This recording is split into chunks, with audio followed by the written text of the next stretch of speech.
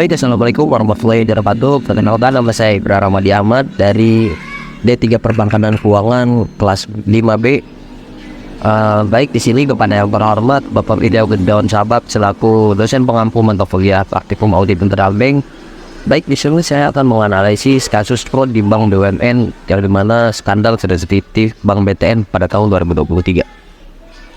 Baik, di sini ada pada kasusnya di sini pada tahun 2023 Bank BTN terlibat dalam kasus fraud besar yang melibatkan pemberian kredit senilai lebih dari 200 miliar kepada nasabah-nasabah fiktif.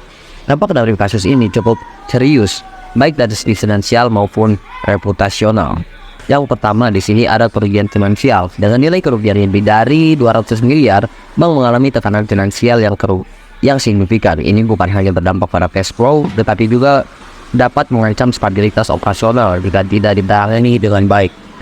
Yang kedua ada dampak reputasi. Kasus fraud ini mencoreng citra BTN sebagai salah satu bank milik negara, menimbulkan keraguan terhadap kemampuan bank dalam menjaga keamanan dan integritas operasionalnya. Ada yang ketiga, di sini ada implikasi kepatuhan terhadap regulasi atau peraturan. Fraud ini menimbulkan adanya pelanggaran terhadap standar operasional dan kepatuhan internal bank, serta mengundang pengawasan lebih ketat dari otoritas jasa keuangan atau OJK dan lembaga pengawas lainnya. Baik, di sini ada analisis kelemahan dalam sistem pengendalian internal BTN.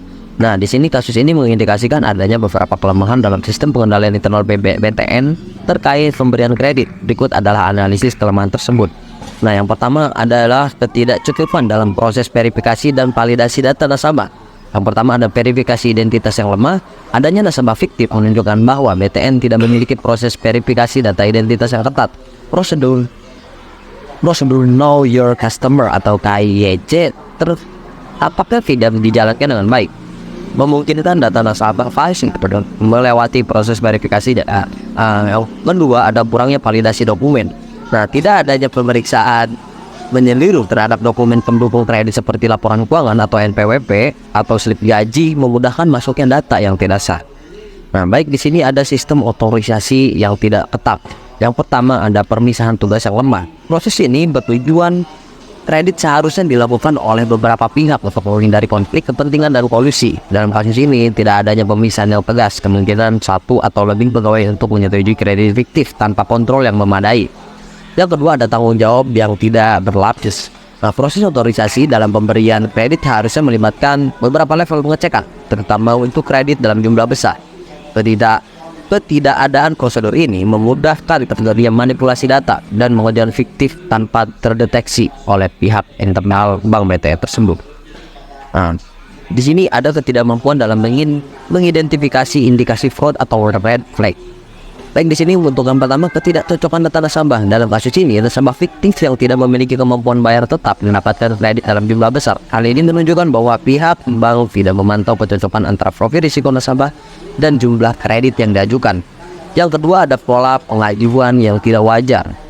Jika terdapat pola-pola anomali seperti pengajuan dalam jumlah besar satu pegawai atau satu cabang, seharusnya ini menjadi red flag bagi tim audit and risk management. Nah, tidak adanya monitoring yang memadai oleh audit internal bank.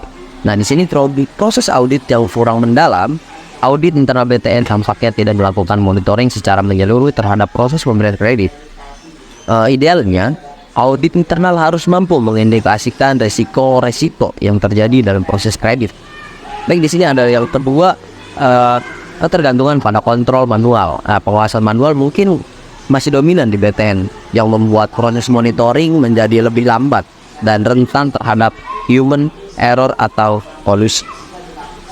Baik, di sini untuk teknik untuk mendeteksi dan mengindikasi fraud dalam pemberian kredit, di sini ada untuk meningkatkan efektivitas audit dan mendeteksi fraud dalam proses pemberian kredit. Audit internal BTN dapat mengimplementasikan teknik-teknik berikut. Yang pertama penggunaan data analysis dan big data analysis. Yang pertama ada pattern recognition, menggunakan analisis data untuk mendeteksi pola anomali dalam transaksi kredit seperti jumlah pengajuan yang tidak biasa, riwayat kredit atau perbedaan yang cocok antara data nasabah dan fasilitas kredit yang diberikan. Yang kedua ada Benford's Law, yang dimana mengaplikasikan hukum Benford untuk melihat distribusi angka dalam data kredit. Jika pada data tidak sesuai dengan distribusi normal, ini bisa menjadi indikator manipulasi data. Di sini ada verifikasi lintas sumber data atau cross verification. Yang pertama ada penggunaan IKYC atau proses IKYC memungkinkan bank untuk memverifikasi data nasabah secara digital dan otomatis. Hal ini membantu mengurangi risiko data palsu atau identitas ganda. Yang kedua ada verifikasi eksternal. Melakukan pengecekan data nasabah terhadap sumber eksternal seperti data dari instansi pemerintah atau laporan kredit dari lembaga lainnya dapat membantu memvalidasi keaslian data. Nah, di sini ada wawancara dan observasi langsung. Nah, di sini Bank BTN harus mengadakan wawancara dan observasi langsung kepada nasabah yang ingin diberikan kredit oleh Bank BTN tersebut.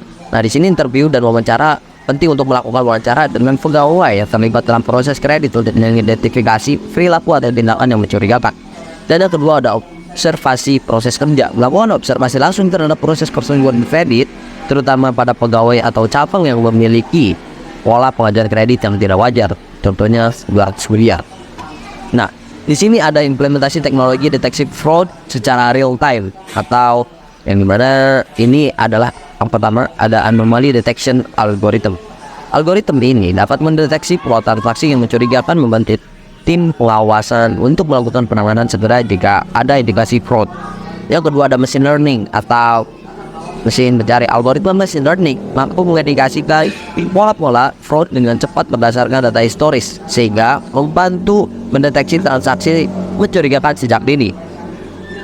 Baik, di sini ada rekomendasi perbaikan untuk menghindari fraud dari kredit fiktif di masa depan. Nah, agar kasus serupa tidak terulang, berikut rekomendasi untuk meningkatkan sistem pengendalian internal dan mencegah fraud.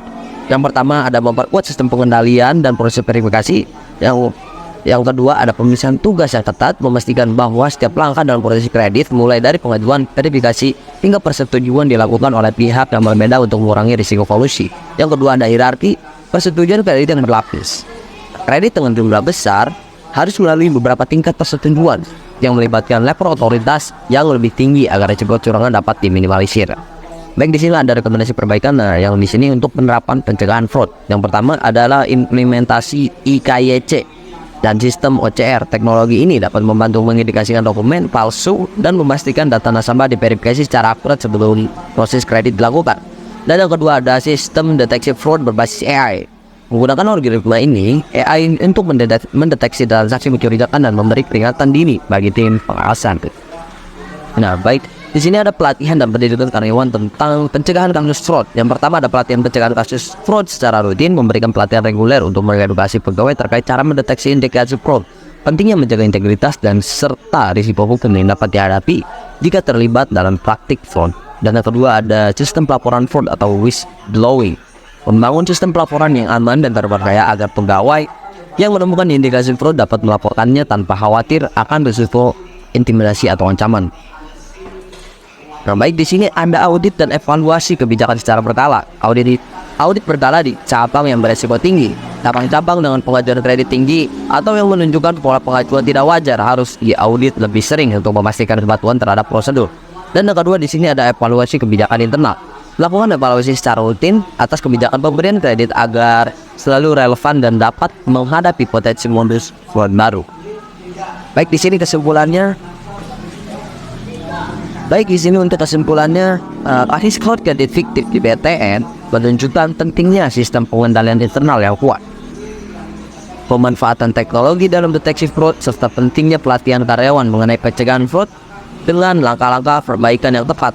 BTN dapat mengurangi resiko fraud di masa depan dan meningkatkan kepercayaan nasabah terhadap keamanan dan integritas Bank BTN tersebut.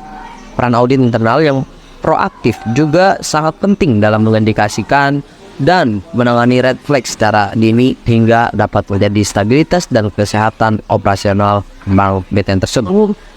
Cukup sekian dari saya. Wassalamualaikum warahmatullahi wabarakatuh. Anjing udah aja. Banget.